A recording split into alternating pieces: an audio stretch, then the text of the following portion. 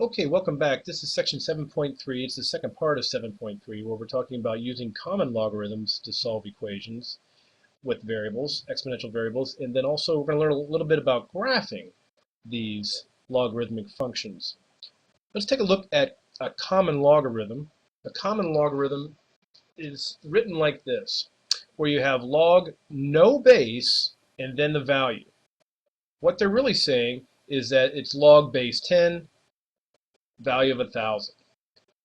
Common log 7 really means log base 10, 7. Another example, common log 2x really means log base 10, 2x. It's just a lot easier to say common log when everybody understands that the base is 10. You're still going to solve that in the same ways we did with the other logarithms. We talked a little bit about the Richter scale, and this Richter scale has logarithmic properties. And it talks about the magnitude of earthquakes and also the energy released from these earthquakes. There is a formula down here in which you're able to use to determine the difference, in other words, how many times stronger a certain earthquake is to another one. And in this example, they use that formula. The common log of the intensity of the first one divided by the intensity of the second one is the same thing as the difference of the magnitudes. So this difference of the magnitudes is going to become your exponent for the base 10. Here we had an example where there was an earthquake of 9.3 and the one here on the map of 8.7. So we want to compare those two, 9.3 and 8.7, find their difference, and then that becomes the exponent for our base 10, which in turn becomes the difference, or I should say the how many more times intense the 9.3 is over the 8.7. Let's go ahead and use this in another example. They had an earthquake in Mexico registering at 8 and another earthquake in Washington that was 6.8. So let's see if we can't use our formula. Common log of the intensity of the first over the intensity of the second is the same thing as the magnitude of the first minus the magnitude of the second. So we're going to have to subtract these two, 8 minus 6.8, equals again the common log of I1 over I2, the intensities there. So the difference is 1.2 common log of the comparison of these two earthquakes. And we're now going to write this out as 10 to the 1.2 equals the comparison of these two earthquakes. Grab our handy dandy little calculator and clear that out. We're going to have 10 to the 1.2, and that means that this earthquake right here was 15.84 times stronger.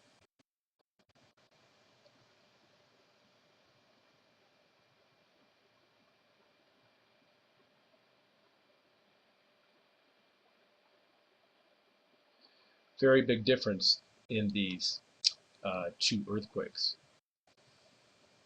Now let's talk about graphing some logarithmic functions. Anytime you're given a function and you need to graph it, one of the first things you might want to think about is just plugging in some values into x and see what it spits out for y, and then graphing it. That's pretty much a no-brainer. However, with some of these functions, it may be a little bit more involved than that. Let's take a look at this function here.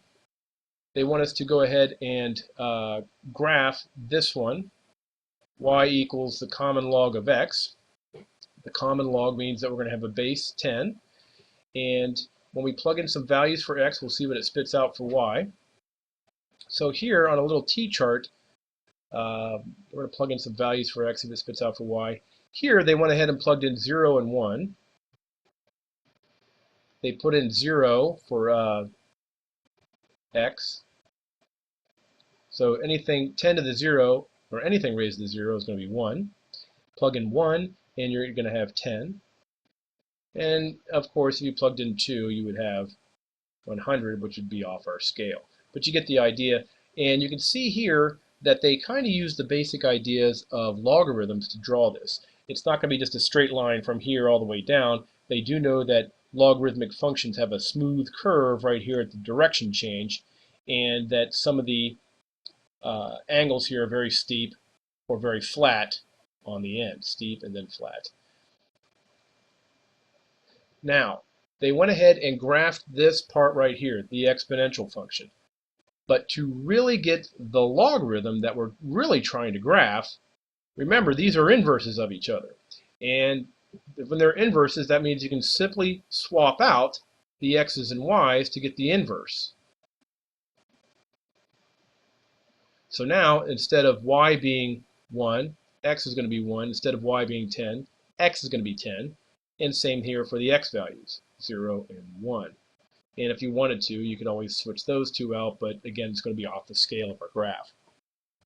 So if we go to 1, 0, we go to 1, 0, that's our coordinate right there, and then 10, 1, right there, and then you mimic the smooth curve you have for the exponential function to actually create your logarithmic function. One thing we're going to have to do is go ahead and think about our straight lines. And one of those straight lines is this little divisor here. That is the y equals x function. And if you look at it like this graph right here is being flipped over on the y equals x axis. And then it creates the logarithmic function. Let's take another look at another problem, or I should say a look at another problem. And they want us to graph this y equals log base 3x. Well, if they want us to graph this, then we can go ahead and graph the inverse and then just flip out the x's and y's and flip it over the y equals x axis. So let's go ahead and plug in some values. Y equals 3 to the x. Let's try some real simple ones here. How about 0, 1, and 2? If you wanted to plug in -1, let's do that. Or -2. Those are called the Fab 5. Those are always great if you're ever in doubt of what values to plug into a graph. These are always good ones to start out with. So if I plug in 0, it's going to spit out a 1. Plug in 1, spit out a 3. Plug in 2, going to spit out a 9. -1, now remember that creates a flip here of the 3 over 1 to 1/3. And 3 to the -2, that creates another flip of 3 squared, so it's going to be 1 over 9. So we can go ahead and graph those coordinates. I'm going to move this y equals x graph just for a second and then plot these points. 0, 1, 1, 3, 2, 9, and then -1. These are going to be values very close to the x-axis, yet as you know these are asymptotes and they will approach but not cross.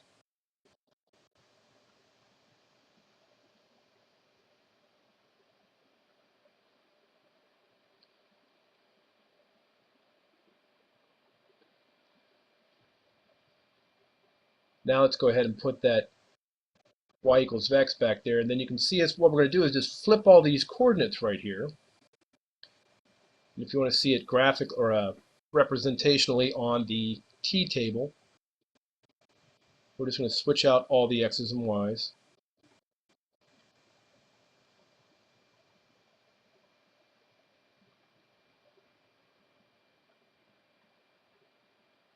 And then graph our coordinates.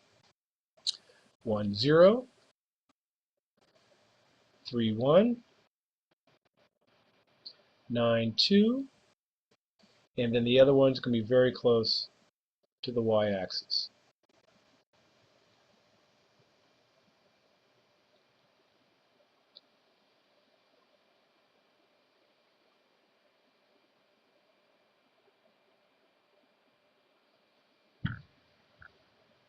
So the big kicker here is that when you're asked to graph a logarithm, first graph the inverse of it, in other words the exponential version of it, and then invert the x's and y's.